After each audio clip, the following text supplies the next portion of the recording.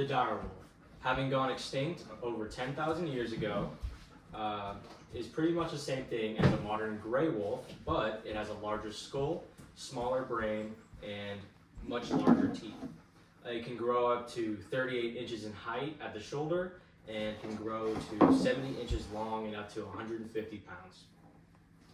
Recently, advancements in genetics and genome editing have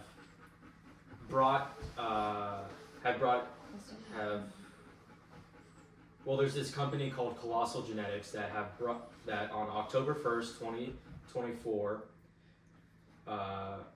brought back the first dire wolves to walk the earth in the past 10,000 years.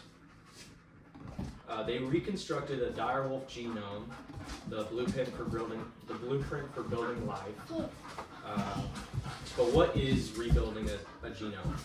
Starting with the ancient DNA from fossils of a direwolf, they were degraded and incomplete, so it was like a puzzle with missing pieces.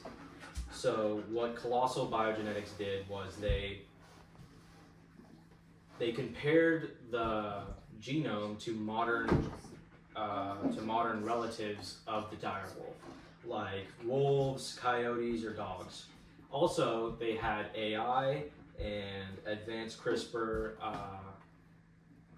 things that help them guess what were supposed to be in those missing places. And then when they had these genomes fully constructed, they inserted them into embryos of a surrogate species. I think it was just a modern gray wolf. But it was not really de-extinction.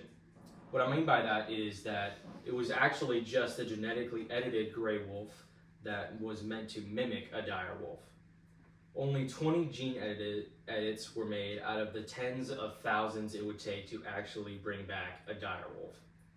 Colossal bases their claims on looks, while real scientists, or most scientists, base their beliefs on biology and how the animal is actually constructed. So most scientists claim that it was not real de-extinction, and it is very highly contested in the science world. But that doesn't mean that what Colossal did is not important.